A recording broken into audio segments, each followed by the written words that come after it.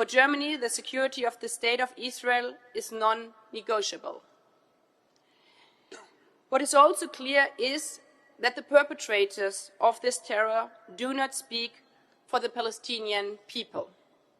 They speak only for themselves. They speak the language of terror. The Palestinian mothers and fathers in Gaza, struggling to find drinking water for their children, do not speak the language of terror.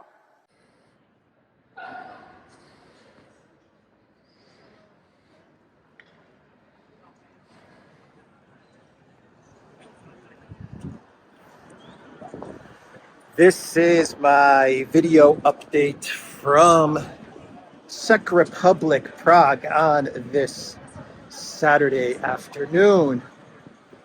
Let's talk about some news. October 21st, Saturday afternoon. And let's start things off with an update as to what is going on in Israel and in Gaza. We have reports that the Rafah border crossing has been opened for humanitarian aid. And in this initial stage, Czech Republic flag, the flag of Ukraine. Interesting. Very interesting. We have reports that the crossing has been opened, and at this initial stage, the amount of aid that will cross over is 20 trucks. From what I've read, 20 big trucks of humanitarian aid to cross from Egypt into Gaza, but still 20 trucks. Doesn't sound like a lot, but I don't know. Doesn't sound like much. So let's see here. There's an update that yesterday evening Hamas released 2 American hostages, and according to a statement from Hamas, these hostages were released for humanitarian reasons and to prove Professor Biden, wrong in his statements that Hamas is no different than IS.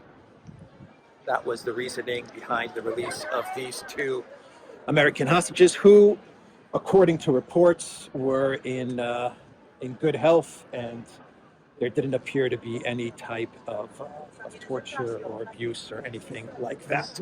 So that was big news as well from yesterday. 2 American hostages released, and Bloomberg is reporting that Professor Biden, he has told Israel not to launch any type of military operation into Gaza until all of the American hostages are released. That is what Bloomberg is reporting. Now there are other hostages from other countries, not just American, but Professor Biden has given the order to Israel to not go forward with the operation until the American hostages are secured. That is according to Bloomberg. And according to the Financial Times, we are getting word that the operation, when it does get underway, the operation will be in three phases. That is what the Financial Times, Bloomberg, as well as the Daily Mail of the UK is reporting. Israel reveals plans for 3-phase war in Gaza. Just in case you were wondering what that beep beep was, it was someone riding their bicycle going beep beep beep. Anyway, let me start over here. From the Daily Mail, Israel reveals plans for 3-phase war in Gaza, starting with airstrikes and ground maneuvers, then moving into eradicate pockets of resistance, and then seizing Israel's responsibility for life in the Gaza Strip. That is what the Daily Mail is running with in their headline. Basically, what all the collective West media outlets are reporting is that Professor Biden, when he was in Tel Aviv, he met with Israeli officials, Netanyahu, and the military officials, and it is going to be a three-stage plan.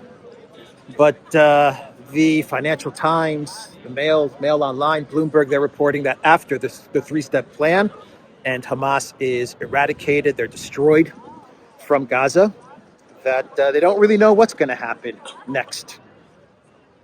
That's what they're reporting. President Joe Biden, who was in Israel on Wednesday, asked about a post-Hamas Gaza and was reportedly told that all sources were currently focused on the invasion rather than the day after. But several Israeli politicians have referenced creating an expanded demilitarized zone around the border. So that's the apparent plan, is to create a DMZ. I think the Financial Times, according to their sources, I think they said that that one of the Israeli officials told them that they're going to completely sever ties with Gaza once the three-step operation is complete.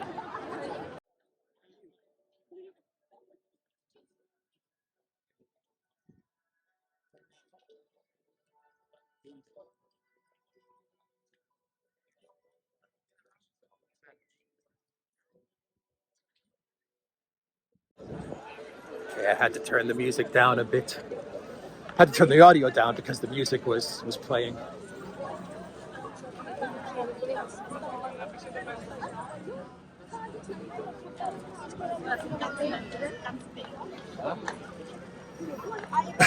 All right. Let's see. Yeah, they said they're going to sever ties with Gaza. Um, they didn't really get into any of the details as to what exactly that means. Once the three-phase operation is completed, what severing ties means. A DMZ. They're going to create a DMZ, and then they're going to just cut Gaza off. Electricity, water. They're just not going to deal with Gaza. I guess that's what they're saying. Now, from what I understand, Gaza is completely dependent on Israel for electricity, water, everything. Food, I imagine, because I don't think that even fishermen in Gaza are allowed to go past something like six kilometers or something like that. So I don't know. I don't know what the Financial Times is reporting according to these Israeli officials, what they mean by severing ties, but who knows? It's going to be, according to Bloomberg, it's going to be a very long operation, a long war, till they complete all three phases. But, you know, after reading all these reports from the collective West media, it doesn't sound like they really have a plan in place. It just seems like they're concerned about fighting the war, and the day after is just kind of like, we'll wait and see, which is pretty much how most of the U.S. military operations seem to go, don't they? They just kind of go in there, break stuff, and the day after is kind of left to the day after. They don't really have a plan for what comes next. And this is Israel, of course. It's not the United States, but we do know that the U.S. is in close coordination with the Israeli military on this operation, whenever that operation will be.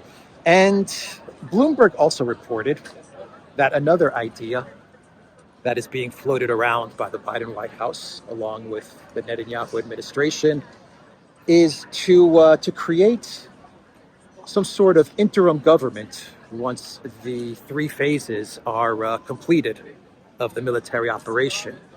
And the interim government would be created in coordination with the United Nations, with Arab states, and they would create an interim government in Gaza, which, from what I understand, Hamas was also at a point in time. Hamas was also an interim government created by the United States and Israel, weren't they?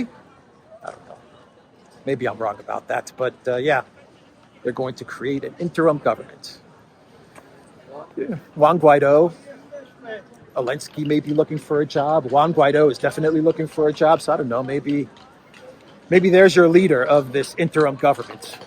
And as far as the reports that the Arab states are going to be part of this interim government, why do I highly doubt that? Given that the Arab states, they completely snubbed Biden when he was in the region. Think about that. Middle East countries,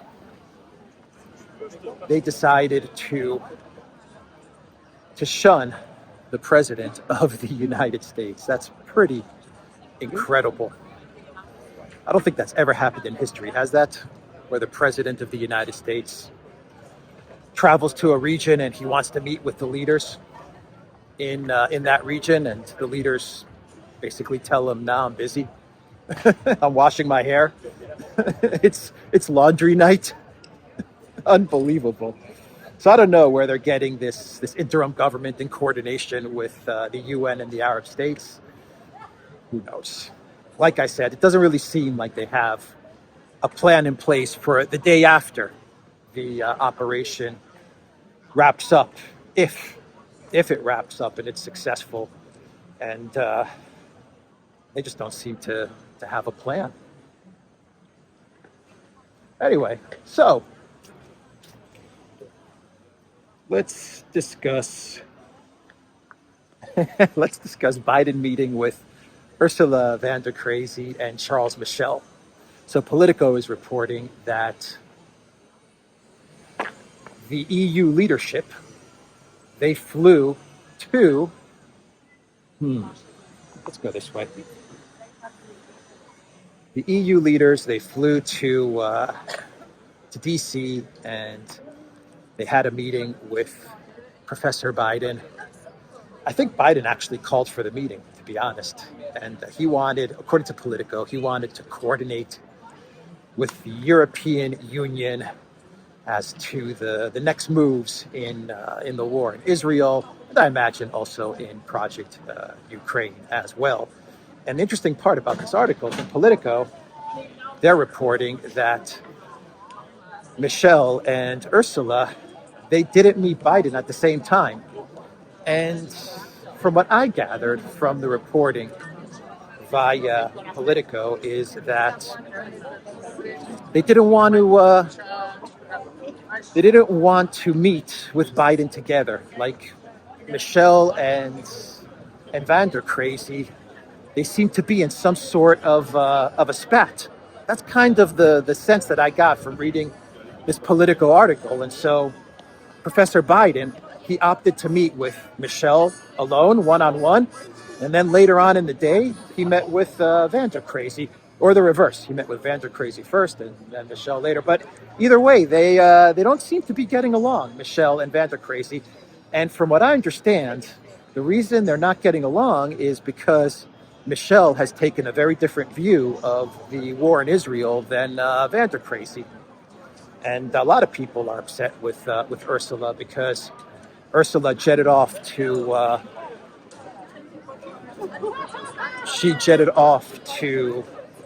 Tel Aviv when the war broke out, and a lot of officials in the European Union, I think including Michelle, didn't like the fact that she went to Israel and she committed the European Union to supporting Israel no matter what. And it kind of exposed, from what I've read, it exposed some of the hypocrisy with regards to the conflict in Ukraine and the war in Israel. And a lot of EU officials, they just didn't like it. And I think one of those officials is Michelle. So anyway, Biden was shunned by the Arab leaders.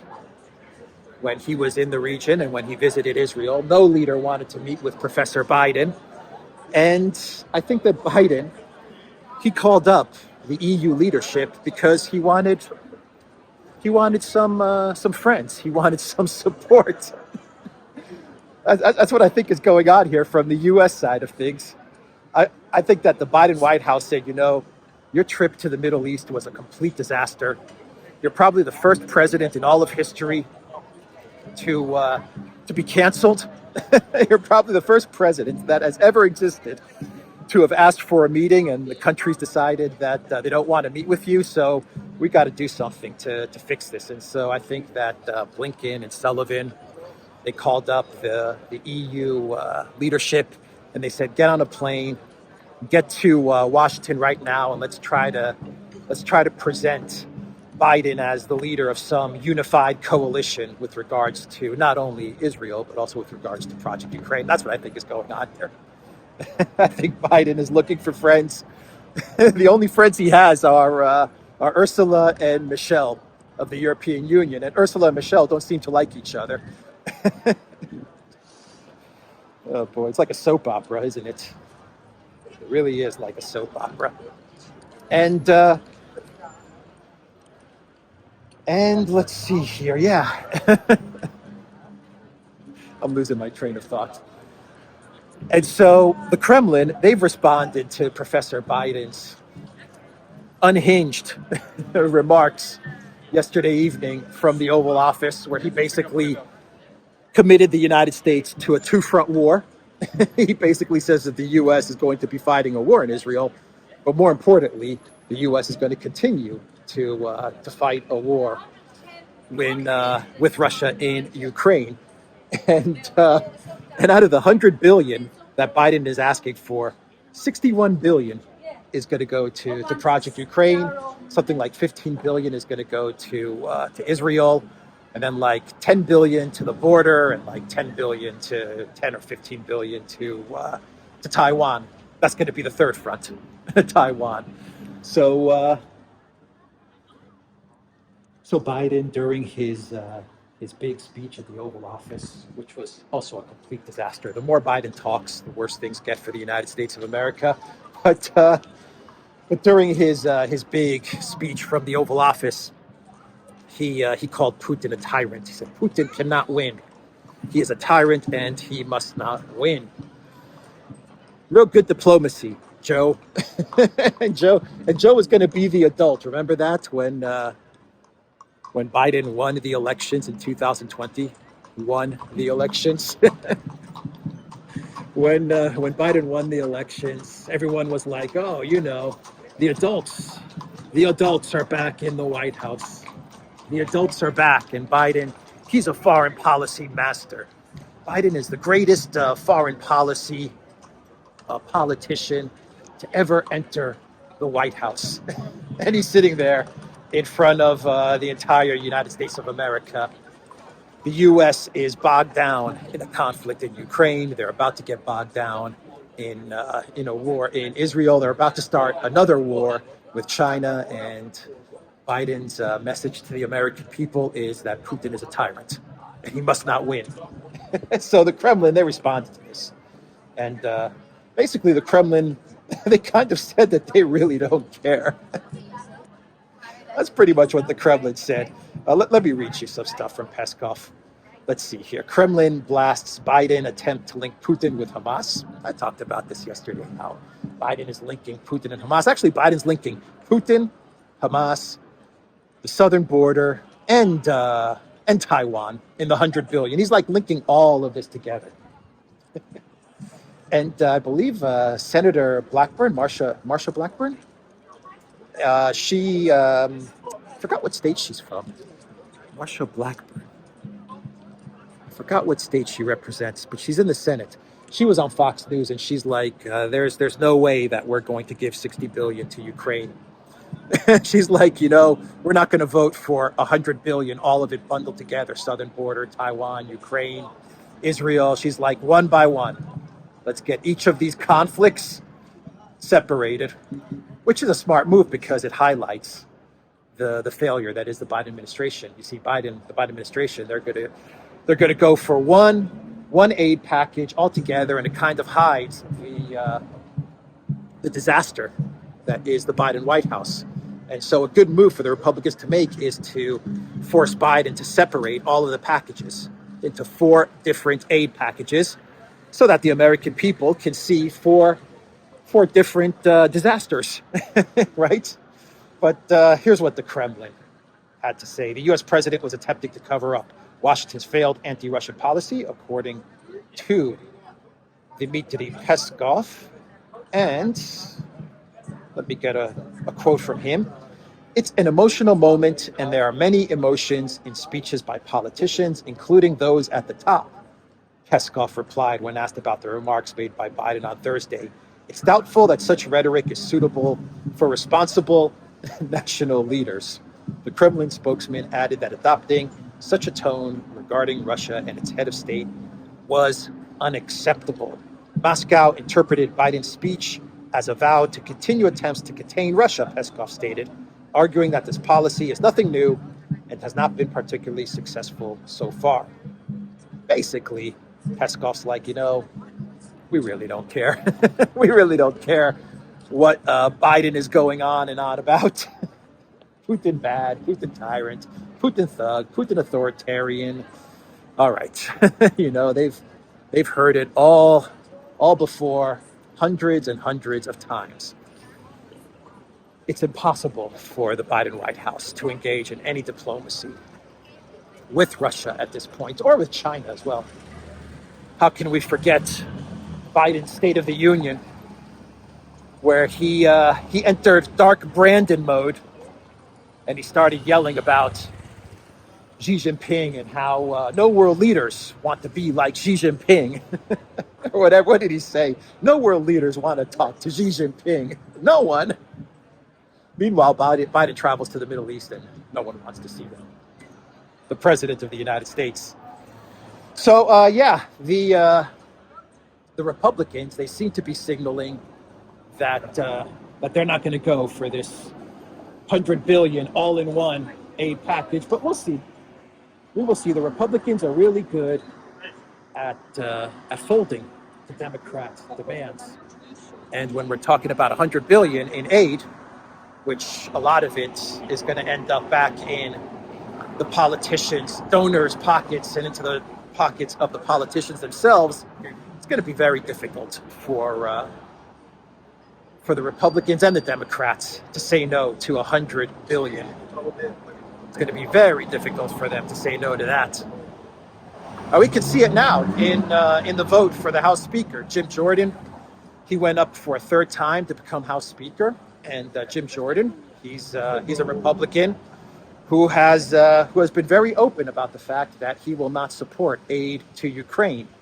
And he's already lost 2 votes. He went up again for a 3rd vote, and he got rejected for a 3rd time.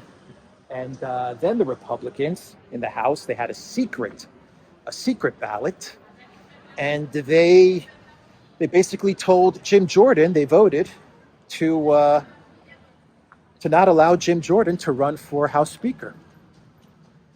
So Jim Jordan is out of the running because of this secret ballot, even though most of the Republican constituents, like most of the Republican base, it seems like they want Jim Jordan. So the people, the Republican voters, they want Jim Jordan, but the representatives, they have a secret ballot, and they vote Jim Jordan out. It's nicer here on the quiet street. I can think a little better here. It's incredible. Like over there, it's just full of people, packed with people, and then you just walk a few meters down and look at how nice and quiet it is here. So yeah, now it looks like Byron Donalds is going to try and become speaker, but I think he's also against money for Ukraine, so I doubt he'll get it. Ukraine's the sticking point. Money to Ukraine is what the rhinos and the Democrats definitely The Democrats, the rhinos, the establishment, they want money to Ukraine, 60 billion or packaged in the 100 billion, whatever. There's a large group of House representatives who want money for Ukraine.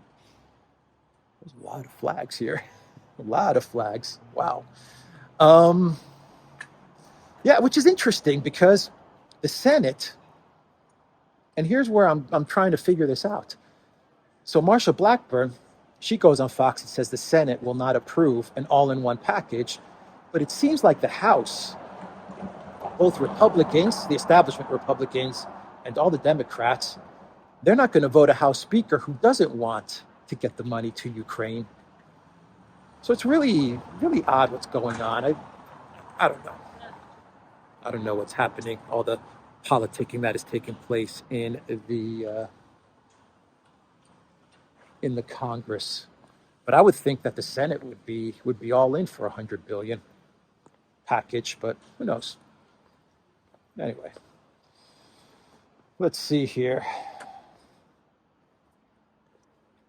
Lavrov gave a statement to Russia 1, I believe, and he was asked about the Gaza hospital bombing, and Lavrov said something very, very interesting, and something that that we've been saying, which is an investigation. But Lavrov took it a step further. And I kind of mentioned this in my video from Vienna the other day, that if there were to be an investigation, I imagine that the people that that would be investigating the hospital strike, they would be able to find out pretty easily where this missile came from. And I was wondering if that is indeed the case when I was talking about this in my video the other day. Is it really a case where you get an investigating team in Israel? They do their investigation and they can pretty much come back with a conclusive result as to what happened. But Lavrov, he said the same thing pretty much. Quote, now when everyone is talking about the Gaza tragedy in which a hospital was attacked and hundreds of people died, and one could ask the Americans for the satellite data, Lavrov told Russia 1 broadcaster, adding that Washington must surely be monitoring this area with its satellites. An attack like this could not have gone unnoticed. Lavrov also added that a goodwill move on the part of the U.S. could make the world a calmer place. In other words, Lavrov is saying, if you want to calm things down with regards to what happened at this hospital and get to the truth and calm everybody down, calm down the situation a bit, just come up with the satellite imagery. You must have it. That's what Lavrov is saying. You must have the satellite images. I agree, they must have it. So that's the statement from the Russian foreign minister. Newsweek, they ran an article with the title, Ukraine has run out of time. That's the article they put together the other day. Basically, they talk about how the weather has changed and the big counteroffensive is over, though in the article, they never admit it's over, which is really funny. They don't say the counteroffensive has failed. They don't say the counteroffensive has stopped. They don't say any of that. They just say that the weather has changed and time is running out. Time is running out. I think the time has run out pretty much. They even call the counteroffensive the summer counteroffensive, like it's the end of October. And they're still on the summer counteroffensive. I think we should call it the winter counteroffensive by now. Anyway, that is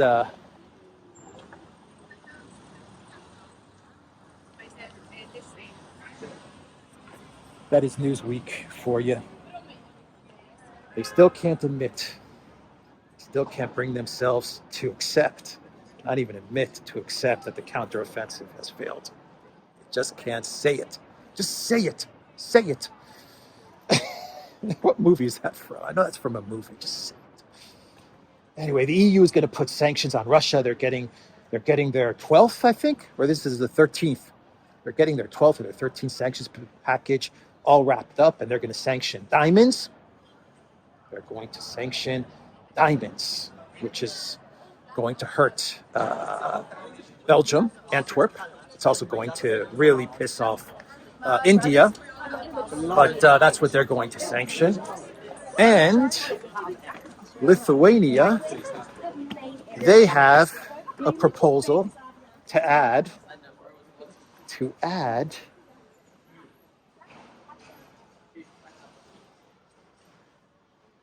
what do they want to add here? Lithuania proposed its plan for the destruction of Russian industrial capacities. According to the EU Observer, Vilnius has submitted a proposal for a new package of EU sanctions. Plan is to destroy the industry of the Russian Federation by banning the export of nails, sewing needles, and knitting needles.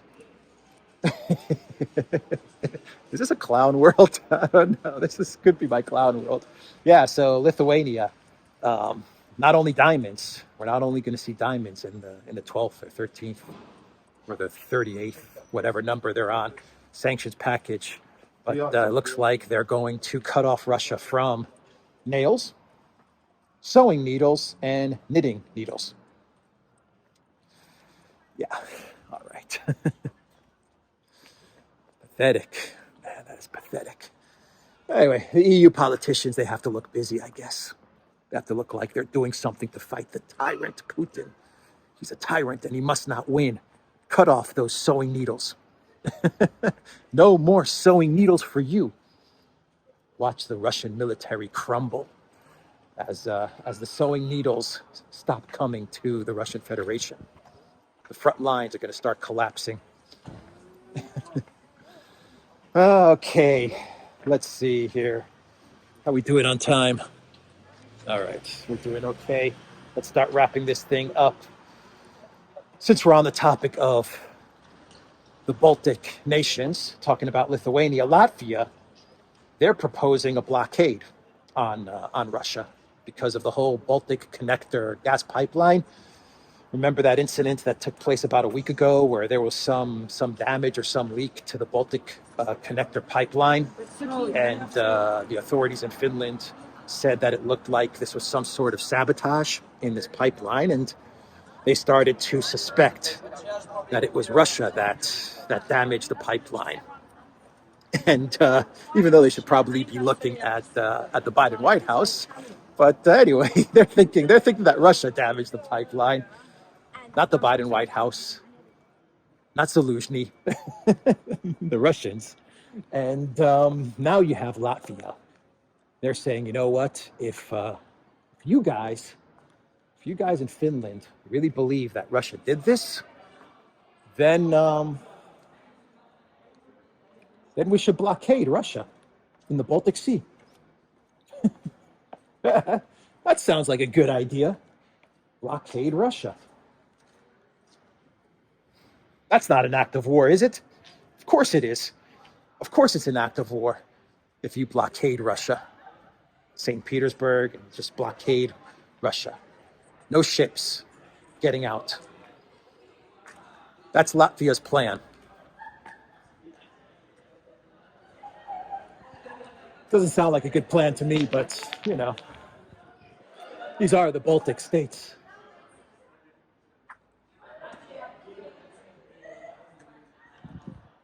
Let's keep exploring. So NATO, they're flipping out, like in a big way, over Orban's meeting with Putin and NATO ambassadors. The ambassadors of NATO member states in Budapest, they had a meeting. They all got together, including Sweden, which is the embassy of Sweden in Budapest, even though Sweden is not a NATO member because Turkey and Hungary have not voted them in. But Sweden was also there, and all the NATO The NATO member state ambassadors in Budapest, they all got together and they basically voiced their concern over Orban's meeting with Putin at the One Belt, One Road summit in Beijing. They're very upset with Orban, very, very upset with Viktor Orban. How dare you shake hands with the tyrant, Putin, who must not win. He must not win. Biden is determined to not let Putin win. And even the U.S. ambassador,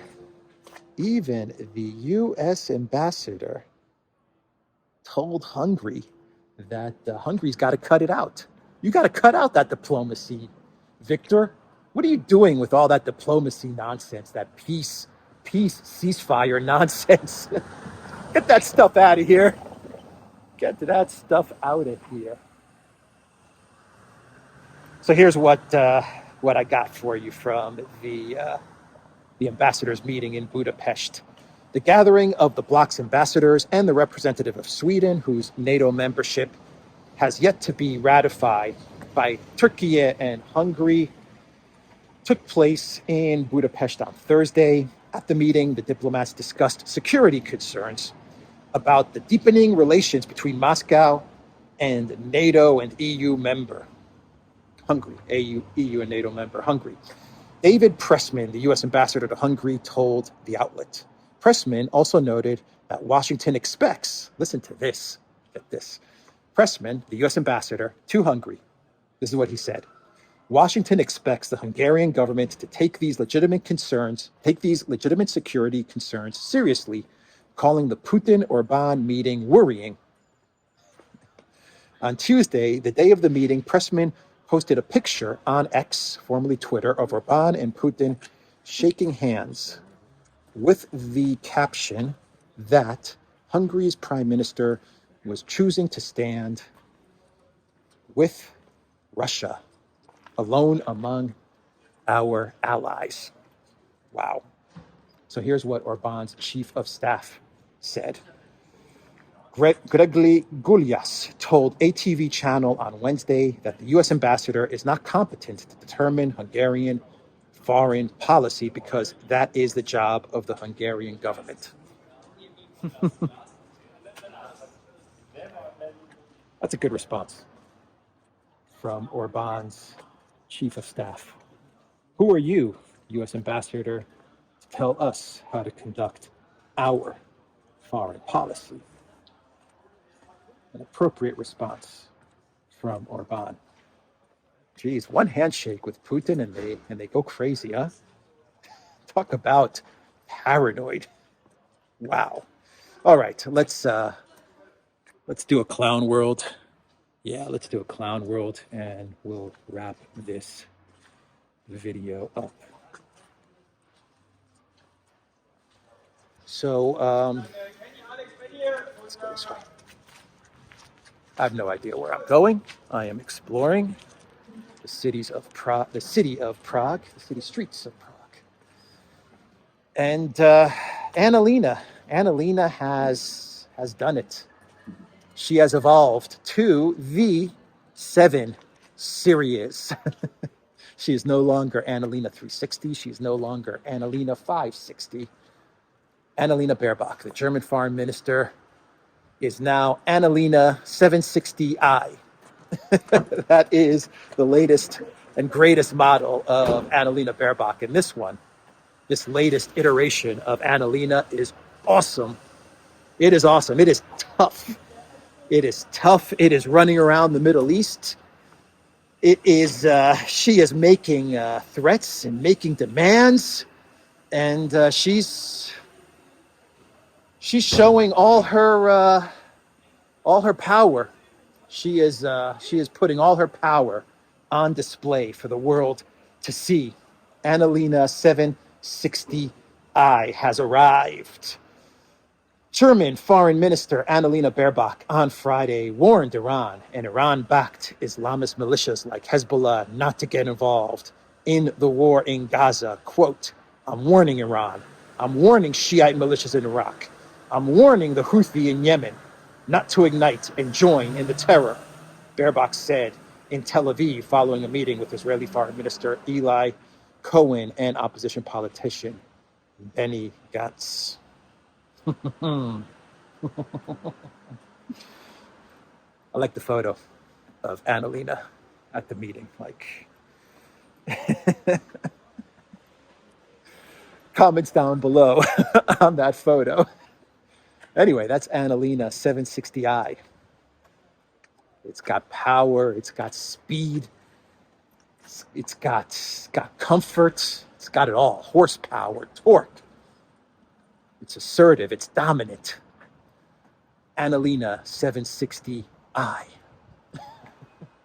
The ultimate driving machine. All right.